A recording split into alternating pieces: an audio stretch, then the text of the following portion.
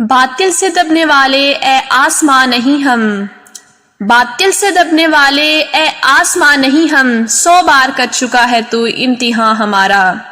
نحمدہ و نصلی علی رسولہ الکریم، اما بعد فاعوذ باللہ من الشیطان الرجیم، بسم اللہ الرحمن الرحیم۔ جناب صدر، محترم اساتذہ کرام اور میرے ہم مکتب ساتھیوں، السلام علیکم۔ آج مجھے جس عنوان پر لب کشائی کا موقع ملا ہے وہ ہے یوم دفاع پاکستان۔ 65 کی جب جنگ ہوئی کفر پہ دنیا تنگ ہوئی، 65 کی جب جنگ ہوئی کفر پہ دنیا تنگ ہوئی، رحمت ہمارے سنگ ہوئی، آیا تھا دبانے دب گیا باطل، آیا تھا دبانے دب گیا باطل، آیا تھا جھکانے جھک گیا باطل، آیا تھا مٹانے مٹ گیا باطل، قتل ہوا پھر خود وہاں قاتل، وجعل حق وزحق الباطل ان الباطل کان زہوقا۔ صدر ذی وقار، ہمت و جرت اور بہادری ملت کے شہیدوں کے لہو سے لکھے جانے والی پاکستان کی تاریخ کو یوم دفاع پاکستان کے نام سے یاد کیا جاتا ہے۔ عالی مرتبت جس میں فلک نے وہ دن بھی دیکھا کہ ہمارے پڑوسی دشمن ٹینکوں اور توپوں کی فوج لے کر میرے ملک کی سرحدوں پر چڑھائی کر دوڑا۔ دشمن کا یہ خام خیال تھا کہ افواج پاکستان کو حالت نیند میں دبوچ جائے گا، مگر وہ یہ نہ جانتا تھا، اس کو یہ خبر نہ تھی کہ میری سرحدوں کے محافظ، میری ملت کے رکھوالے پچھلی راتوں کو جاگ کر رب کائنات کے حضور اپنی شہادت کی دعائیں مانگا کرتے ہیں۔ جناب والا، میری ملت کے محافظ اٹھے، ہمت و جرت کا لبادہ اوڑا اور چمنڈا کے مقام پر دنیا کا سب سے بڑا ٹینکوں کا قبرستان بنا ڈالا۔ شہادت کے متلاشی اٹھے، شاہین اڑے اور 52 سیکنڈ میں دشمن کے 5 جنگی جہازوں کو ڈیر کر ڈالا اور بتا دیا کہ شیر کی کچھار میں ہاتھ ڈالنے کا کیا انجام ہوا کرتا ہے، اور للکارتے ہوئے بولے، ہمیں تم دکھاتے ہو نیچا جہاں سے،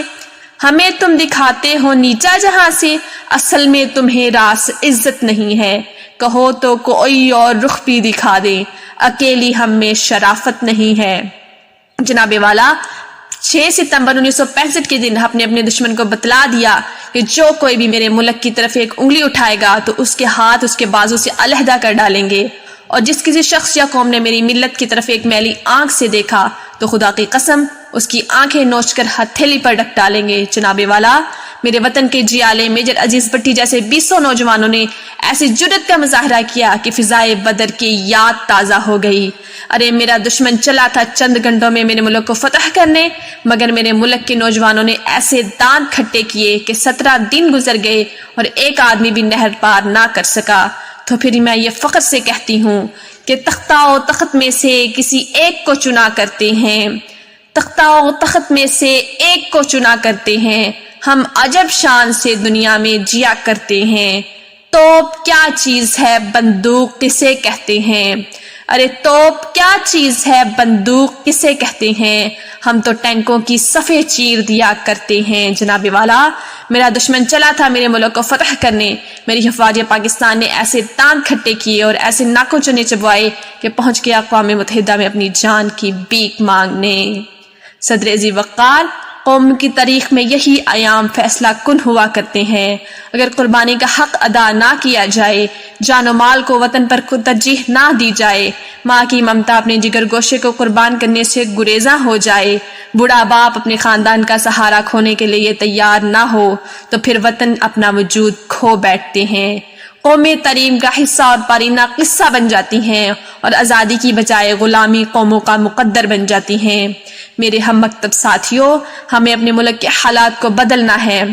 ہم نے اپنے اندر پھر سے وہی جذبات پیدا کرنے ہیں، ہمیں اپنے فلسطینی بھائیوں کے لیے اٹھنا ہے، اور یہی آج وقت کی ضرورت بھی ہے۔ پاکستانی قوم کو اپنے وطن کی بقا کے لیے پھر سے متحد ہونے کی ضرورت ہے، اپنے آپ کو اسلامی قوانین کی راہوں پر استوار کرنے کی ضرورت ہے، اور اپنے اندر ذوق یقین پیدا کرنے کی ضرورت ہے، اور اپنے گلوں سے یورپ کی غلامی کے طوق کو اتار پھینکنے کی ضرورت ہے، اور اپنے مسلمان فلسطینی بھائیوں کے لیے پھر سے وہی جذبے اجاگر کرنے کی ضرورت ہے۔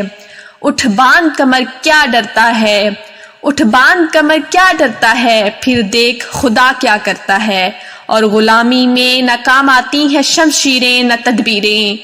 غلامی میں نہ کام آتی ہیں شمشیریں نہ تدبیریں، جو ہو ذوق یقین پیدا تو کٹ جاتی ہیں زنجیریں۔